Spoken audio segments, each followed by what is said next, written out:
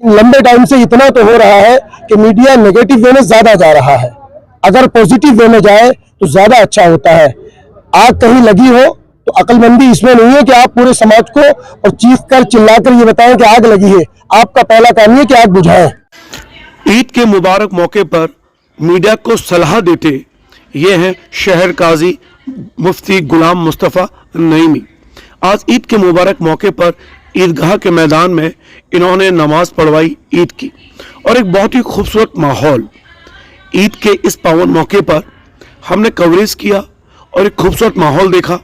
शांति पूर्वक नमाज अता की गई और रामनगर में आज गली मोहल्लों में छोटे बच्चों को, किशोरों को आप देख सकते थे ईद की उन खुशियों में।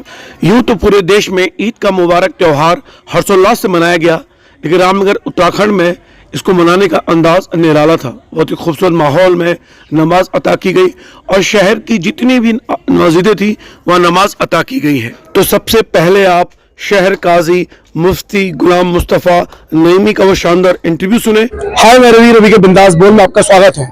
ईद के इस मुबारक मौके पर मैं ईदगाह रामनगर में खड़ा हूँ और हमारे सामने है शहर इमाम। देखिए, ईद के इस मुबारक मौके पर पूरे हिंदुस्तान में मनाया जा रहा है।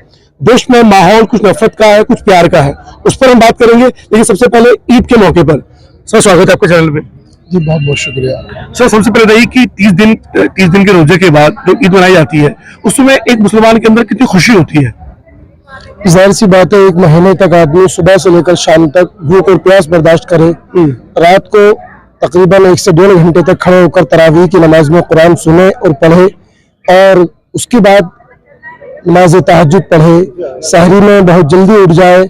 इस तरह से एक महीने तक पूरे का पूरा खाने का पीने का सारा शेड्यूल बदल जाए। फिर खाने पीने की मशक्कत भूख बर्दाश्त करके 30 दिन के बाद फिर अल्लाह की तरफ से इनाम का दिन आया तो खुशी तो जाहिर सी बात बनती है। सर, मैंने मानव इतिहास में आज तक ऐसा नहीं देखा कि कोई भी मजहब के लोग 1 महीने तक भूखे रहते हैं, उसके बाद ये करते हैं। तो उसके बाद एक दुख भी होता होगा कि यार अब हम अल्लाह की इबादत कराए हमने 1 महीने, शायद वो ना कर पाए, तो एक वो पीड़ा भी रहती होगी थोड़ी सी। अब बिलाशुबा जाहिर सी बात है, इस महीने में जो एक स्पिरिट बेदार होती है तकवे की और गरीबों के दुख और दर्द को समझने की, भूखों की भूख और प्यासों की प्यास को समझने की, जाहिर सी बात है वो जज्बा जो रमजान में होता है वो रमजान के बाद, हालांकि कोशिश वही होती है कि वही रहे, लेकिन रमजान की एक खास बात होती है तो फिर पूरे 11 महीने एक अफसोस और एक तकलीफ का सा एहसास रहता है कि हाँ, ये मुबारक महीना हमारे दरमियान से जा रहा है, जिसकी वजह से हमने गरीबों के दुख को समझा, जरूरतमंदों की जरूरत को समझा। तो तकलीफ रहती है, लेकिन शायद तकलीफ को बर्दाश्त करके अल्लाह के रास्ते में अल्लाह के बंदों की मदद करने के लिए जुटने का नाम ही ईमान है। सर, एक सवाल और, आजकल देश में नफरती माहौल है या वास्तव में मीडिया द्वारा बनाया जा रहा है? देखिए, बुनियादी चीज ये है कि मीडिया काम करता है समाज को चीजें दिखाने का, बताने का या जताने का, लेकिन लंबे टाइम से इतना तो हो रहा है कि मीडिया नेगेटिव वे में ज्यादा जा रहा है। अगर पॉजिटिव वे में जाए तो ज्यादा अच्छा होता है। आग कहीं लगी हो तो अक्लमंदी इसमें नहीं है कि आप पूरे समाज को और चीख कर चिल्लाकर ये बताएं कि आग लगी है। आपका पहला काम ये कि आग बुझाएं। आग बुझाए, वाह। तो पहला काम मीडिया का यही होना चाहिए कि अगर कहीं आग लगी है तो उसको बुझाने पर ध्यान दे। इत्तेफाक से मीडिया इस वक्त कर ये रहा है कि आग बुझाने पर ध्यान कम दे रहा है। आग लग गई, आग लग गई, आग लगते लगते कहां से कहां पहुंच रही, इस पर ध्यान नहीं है। तो हम ये कहेंगे कि इस हिंदुस्तान में चाहे वो मीडिया चूंकि एक रिस्पॉन्सिबल प्लेटफॉर्म है तो उसकी जिम्मेदारी आम सोसाइटी या आम शहरी के मुकाबले ज्यादा है। उसको चाहिए कि मोहब्बतों की खुशबू फैलाए और नफरतों की आग को बुझाए। बहुत बहुत धन्यवाद करने के लिए। देखिए, शाही इमाम ने बहुत बेहतरीन बात की है कि मीडिया ने अपना जो रोल है नेगेटिव उसको बढ़ा दिया है। दरअसल आग छोटी सी लगती है लेकिन उसको इतना फैला दिया जाता है कि पूरे देश में नफरत क्या फैल गई है। मुझे लगता है कि शाही इमाम ईदगाह रामनगर की इस बयान को, इस सलाह को पूरे देश का मीडिया मानेगा और जो नफरत की आग फैलाई जा रही है उस पर लगाम लगाएगा। और इस बयान के लिए मैं शहर काजी को साधुवाद देना चाहता हूँ और एक बेहतर सलाह पूरे हिंदुस्तान के मीडिया के लिए। मैं ईदगाह कमेटी और जामा मस्जिद रामनगर की जानिब से तमाम ही रामनगर वासियों को और अपने उत्तराखंड के हर शहरी को, हर बसने वाले यहाँ के हर निवासी को दिल की मोहब्बतों के साथ ईद की मुबारकबाद देता हूँ, इस तौर पर कि ईद खुशियों का नाम है और खुशियाँ मिल बैठकर जब बांटी जाए, महसूस की जाए तो उसका मजा और उसका लुत्फ कुछ और होता है। तो चाहे वो किसी भी धर्म का हो, किसी भी जात का हो, किसी भी पंथ का हो, हमारा मानना यही है कि आइए मोहब्बतों का संसार बड़ा करें, एक दूसरे के साथ बैठे, एक दूसरे के गले लगे।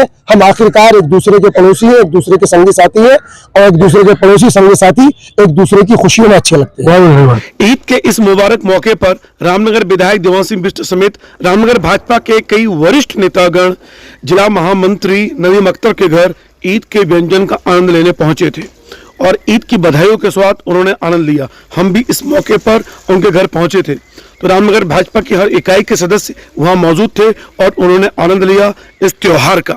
ईदगाह मैदान रामनगर उत्तराखंड में अब ईद की नमाज अता करने के बाद लोग खुशी खुशी गले मिल रहे थे और अपने घर की तरफ बढ़ चुके थे। इसी दौरान जब हम इसको कवर करने पहुंचे थे तो एक सज्जन हमें मिले और अपने घर की छत पर हमको लेके गए। तो ये प्यार वास्तव में उनको मैं साधुवाद देना चाहता हूं कि उनके कारण मैं ये खूबसूरत कवरेज कर पाया। जिनकी छत में मैं खड़े हुआ, वो परिवार ने मुझे जितना आनंद दिया, सेवाएं खिलाई, उनको भी साधुवाद देना चाहता हूँ। देखिए जितने भी ये नमाजी हैं ईद के त्यौहार के लिए मनाने के लिए अब ये नमाज अदा करने के बाद अपने घर की तरफ प्रस्थान कर रहे हैं ताकि अपने मेहमानों को, अपने यारी दोस्तों को वो मीठी सेवइयां खिला सके। सन 2007 और 8 का वो दिन मुझे याद आता है जब जामिया मिला के एक प्रोफेसर अलीम अहमद ने मुझे अपने घर बुलाया था। पहली बार मैंने ईद के त्यौहार को करीब से महसूस किया और मीठी ईद का त्यौहार का आनंद लिया था, सेवइयां खाई थी। मुझे लगता है कि जितने भी हम एक दूसरे के धर्म को समझेंगे, जानेंगे, एक दूसरे के त्यौहार में शरीक होंगे, उनके व्यंजनों का आनंद लेंगे, तो मुझे लगता है कि जो नफरतें फैलाई जा रही हैं वो ठंडी पड़ जाएंगी। और हम चाहते हैं कि किसी भी धर्म मजहब का जो त्यौहार मनाए जाते हैं, अगर लोग एक दूसरे को सपोर्ट करेंगे तो जितने भी दंगे फसाद की खबरें आती हैं शायद वो कभी ना आए, और जो राजनीतिक मंसूबे हैं अगर उस कारण से होते हैं तो वो भी ठंडे पड़ जाएंगे। बस ज़रूरत है हम एक दूसरे के त्यौहार को समझने की, उस पर शरीक होने की और उनको त्यौहार को मनाने के लिए उनके साथ देने की। और यही है ईद, मीठी ईद, जो त्यौहार है भाईचारे का। अब एक छोटे बच्चे का एक छोटा सा इंटरव्यू जरूर सुने। क्या नाम है आपका? अब्दुल मन्नान। अच्छा, मोहम्मद सलीम एलआईसी वाले। अच्छा, के साथ आते हैं। ओह, तो आपको लैंग्वेज लिखनी आती है? अलम शरीफ पढ़ के बताओ बेटा।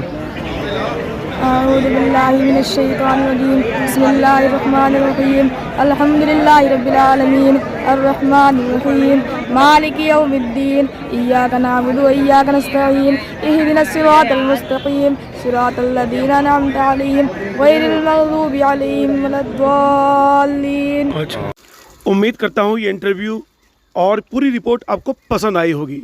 तो ईद के इस मुबारक मौके पर ये रिपोर्ट आपने सुनी, उसके लिए आपको साधुवाद। रवि के बिंदास बोल रामनगर के साथ पूरे उत्तराखंड को, पूरे देश को ईद की बधाइयों के साथ एक संदेश देना चाहता है कि भाईचारा बनाए रखें, ये मिठास बनाए रखें, किसी भी राजनीतिक चंगुल में ना फंसें, सिर्फ भाईचारे में आएँ। यही है ईद का मैसेज, संदेश। फिलहाल रवि के बिंदास बोल देखने शुक्रिया। जय उत्तराखंड, जय ईद।